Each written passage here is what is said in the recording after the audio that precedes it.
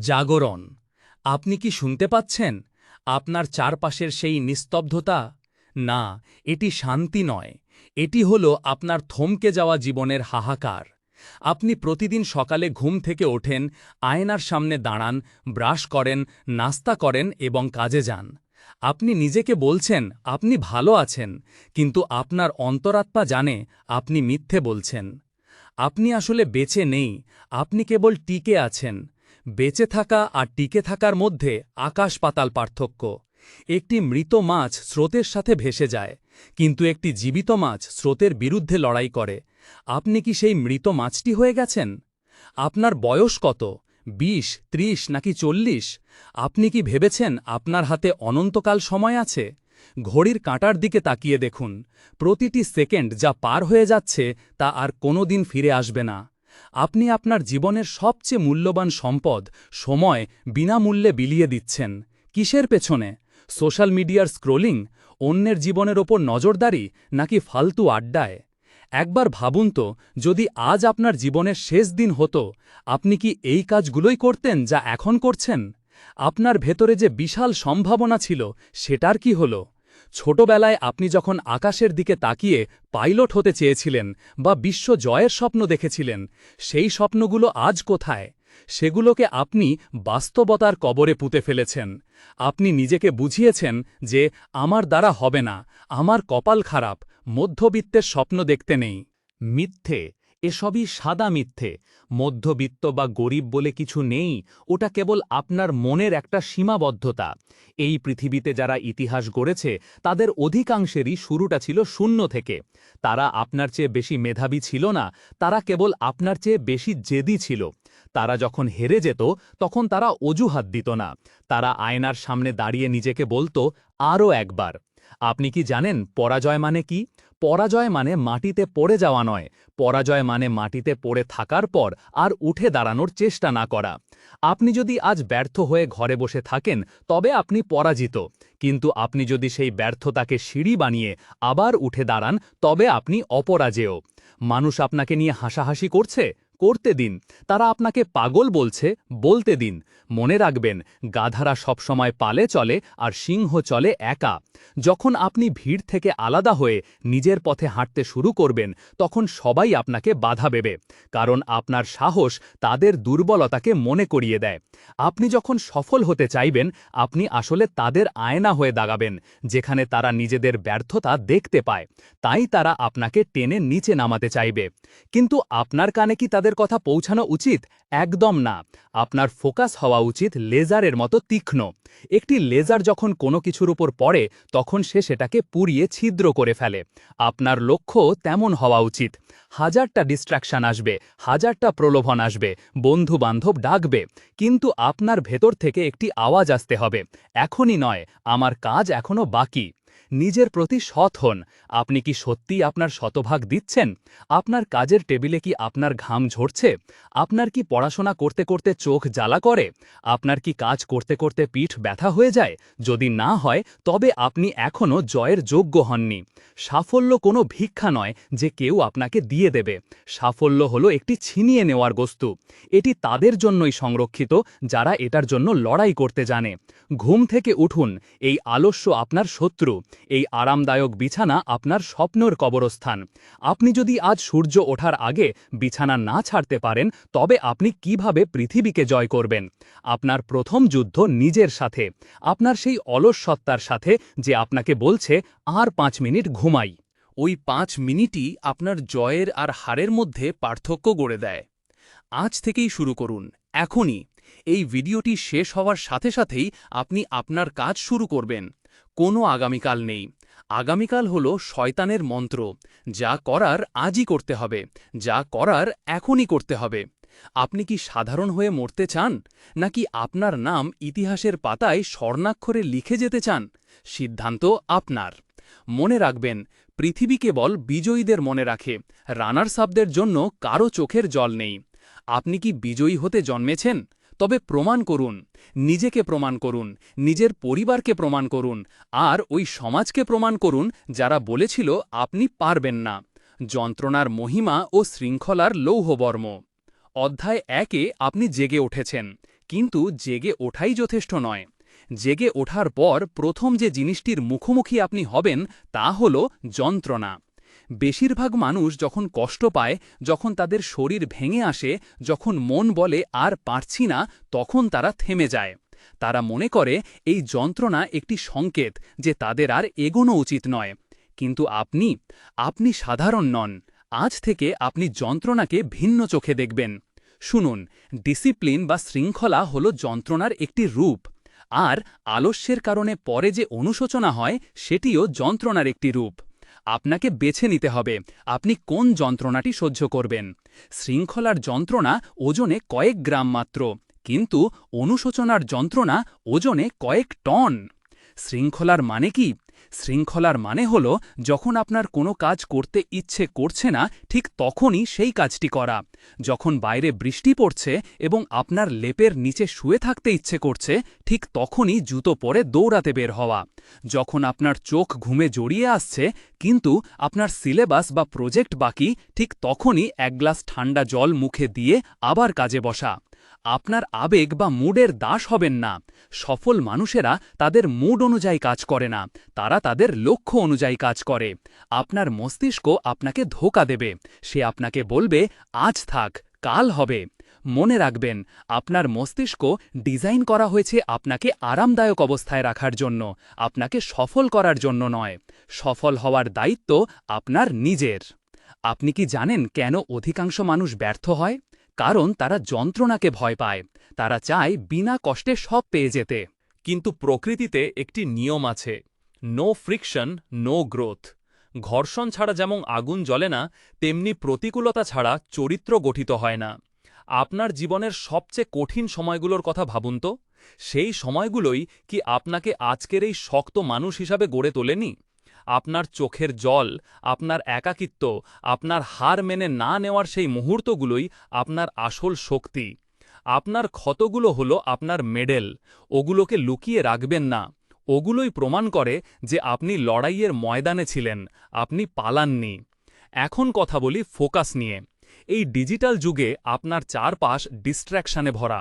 আপনার স্মার্টফোনটি আপনার পকেটে থাকা একটি টাইম বোমা, যা আপনার সময়কে চিবিয়ে খাচ্ছে।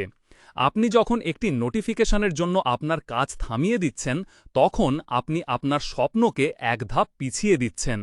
একবারে একটি কাজ, কেবল একটি।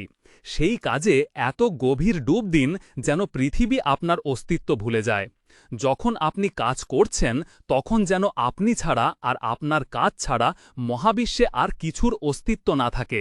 একেই বলে ফ্লো স্টেট।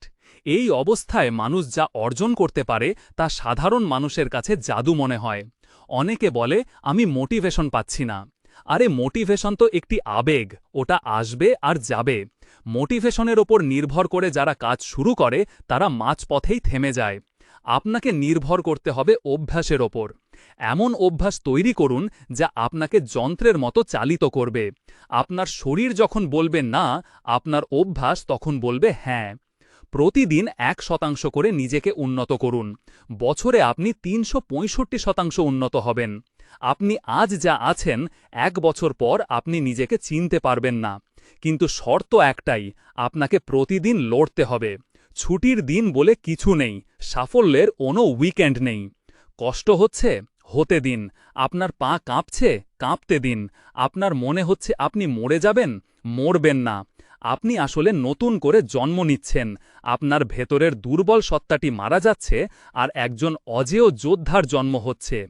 যন্ত্রণাকে আলিঙ্গন করুন, ওটাকে জ্বালানি হিসাবে ব্যবহার করুন।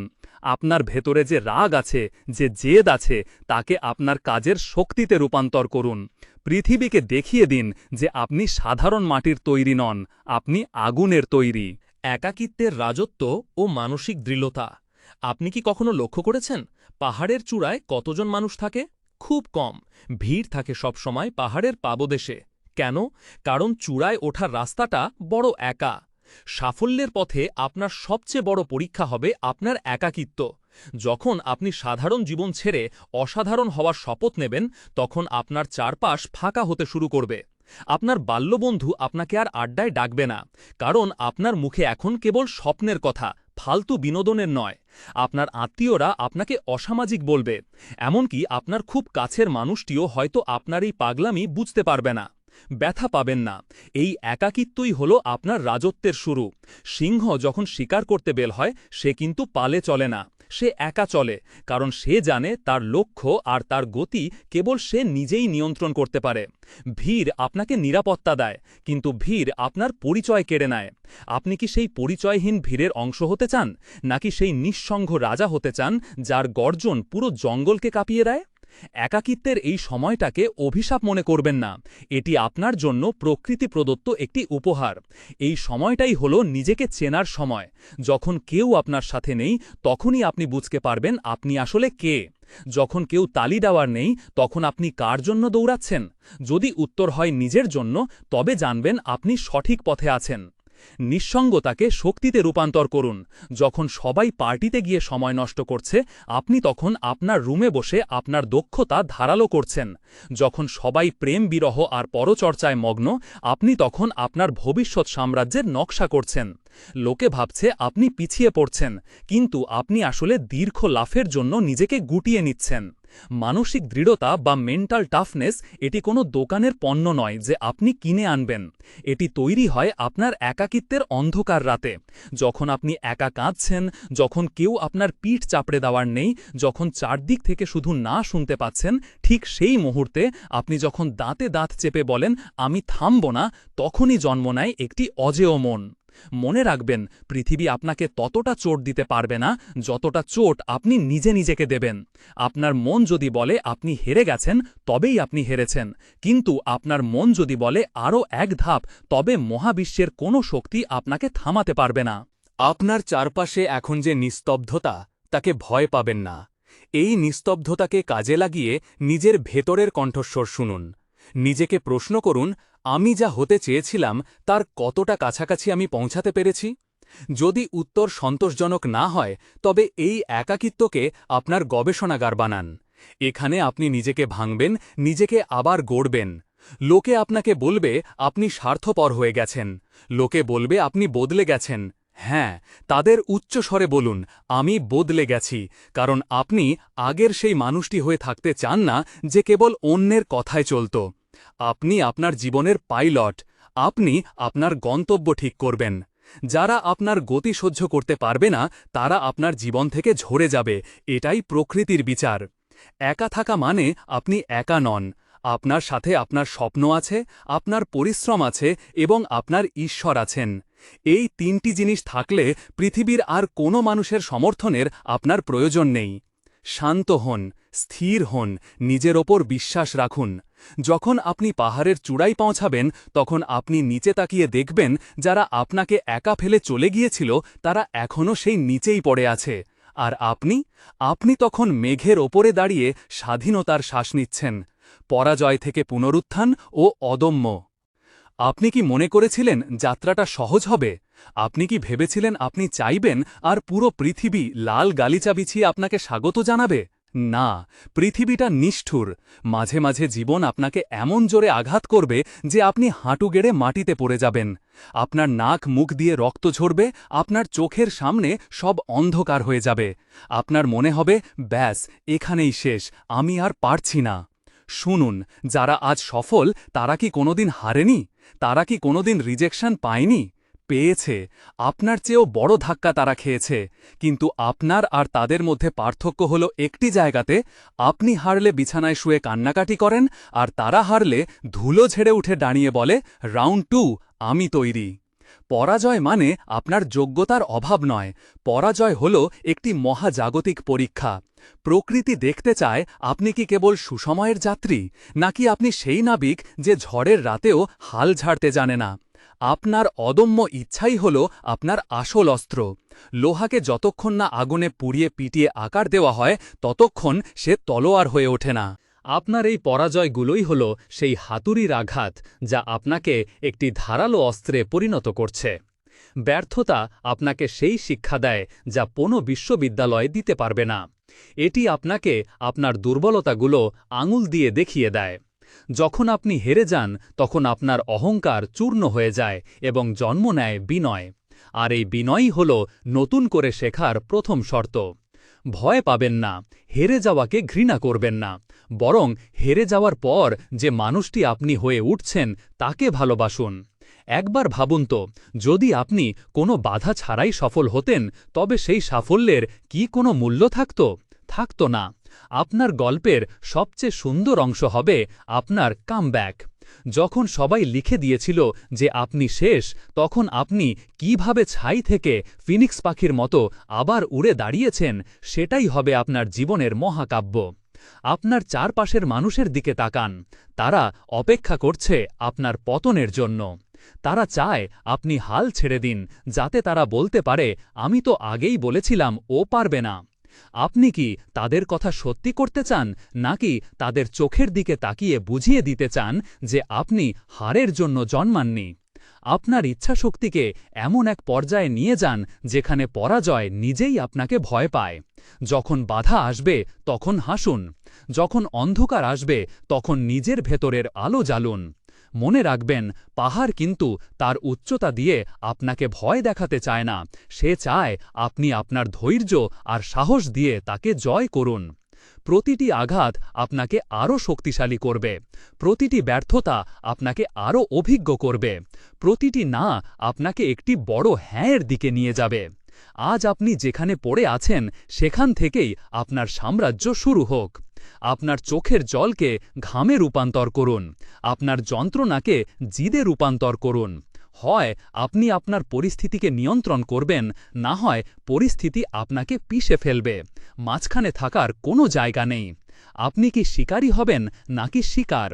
আপনি কি সেই মানুষটি হবেন যে ইতিহাস পড়ে, নাকি সেই মানুষটি যে ইতিহাস লেখে? এখনই সময়।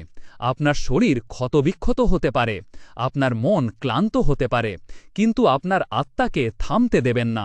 চিৎকার করে নিজের ভেতরের সত্তাকে বলুন, আমি এখনও শেষ হইনি, লড়াই এখনও বাকি। উঠুন, ধুলো ঝাড়ুন, নিজের ওপর বিশ্বাস রাখুন, আপনি আবার জিতবেন, এবং এবারের জয় হবে আগের চেয়েও অনেক বড়, অনেক বেশি শক্তিশালী। উত্তরাধিকার বা লিগ্যাসি। আমরা এই দীর্ঘযাত্রার শেষ পর্যায়ে চলে এসেছি, কিন্তু মনে রাখবেন, এটি কোনো শেষ নয়, এটি একটি নতুন জীবনের শুরু। এতক্ষণ আমরা কথা বলেছি লড়াই নিয়ে, যন্ত্রণা নিয়ে, একাকিত্ব নিয়ে, কিন্তু কেন আপনি এত কষ্ট সহ্য করবেন? কেন আপনি বাকিদের মতো সাধারণ জীবন বেছে নিলেন না? কারণ আপনি জানেন, মানুষ মরণশীল, কিন্তু তার কাজ অমর। একবার আপনার মৃত্যুর পরের দৃশ্যটি কল্পনা করুন। আপনার নিথর দেহটি পড়ে আছে। আপনার চারপাশের মানুষগুলো কি বলবে? তারা কি কেবল বলবে যে আপনি একজন ভালো মানুষ ছিলেন, নাকি তারা বলবে, এই মানুষটি আমাদের শিখিয়ে দিয়ে গেছে কিভাবে লড়তে হয়, এই মানুষটি তার স্বপ্নকে বাস্তবে রূপ দিয়ে আমাদের অসম্ভবকে সম্ভব করা শিখিয়েছে? আপনার লিগেসি বা উত্তরাধিকার কেবল আপনার টাকা পয়সার উপর নির্ভর করে না, এটি নির্ভর করে আপনি কতজন মানুষকে অনুপ্রাণিত করেছেন তার ওপর। আপনি যখন নিজের সীমাবদ্ধতা জয় করেন, আপনি আসলে অজান্তেই আপনার চারপাশের শত শত মানুষের মনে আশার আলো জ্বালিয়ে দেন। আপনার সাফল্য কেবল আপনার একার নয়, এটি সেই প্রতিটি মানুষের বিজয় যারা ভাবত তাদের দিয়ে কিছু হবে না। শুনুন, জীবন হলো একটি যুদ্ধের ময়দান, আর আপনি এখানে কেবল সময় কাটাতে আসেননি। আপনি এসেছেন আপনার স্বাক্ষর রেখে যেতে। এমন কিছু করে যান যেন আপনার নাম উচ্চারিত হলে মানুষের মেরুদণ্ড দিয়ে সাহসের স্রোত বয়ে যায়, যেন আপনার গল্প শুনে কোনো এক হতাশ যুবক আবার উঠে দাঁড়ানোর শক্তি পায়।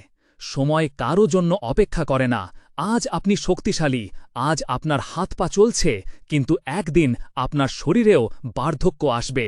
সেদিন যেন আপনি আয়নার সামনে দাঁড়িয়ে নিজের চোখের দিকে তাকিয়ে শান্তিতে বলতে পারেন, আমি আমার সবটুকু দিয়ে চেষ্টা করেছি, আমি কোনো আক্ষেপ রেখে যাচ্ছি না, আমি একটি সিংহ হৃদয় নিয়ে বেঁচেছিলাম। এখনই সময় চূড়ান্ত সিদ্ধান্তের। আপনি কি আজ থেকে আবার সেই পুরনো অভ্যাসে ফিরে যাবেন, নাকি আজ থেকেই আপনি আপনার নতুন পরিচয়ে বাঁচতে শুরু করবেন? আপনার ভেতরের সেই ভীরু মানুষটাকে আজই বিসর্জন দিন।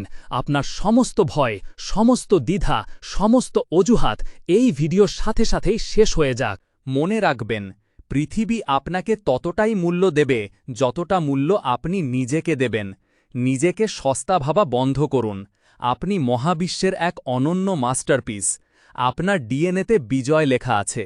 আপনার পূর্বপুরুষেরা হাজার বছর ধরে লড়াই করে টিকেছিল যাতে আপনি আজ এই পৃথিবীতে শ্বাস নিতে পারেন।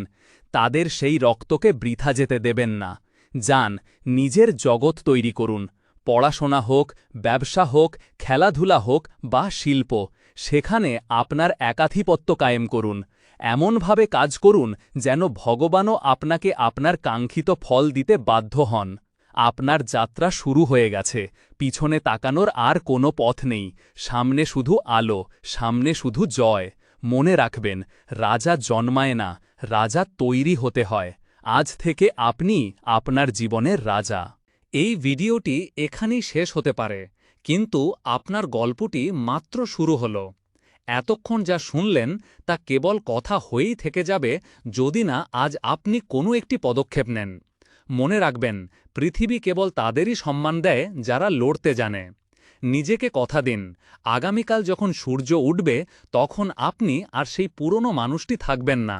নিজের স্বপ্নের প্রতি সৎ থাকুন, পরিশ্রম চালিয়ে যান আর বাকিটা সময়ের ওপর ছেড়ে দিন।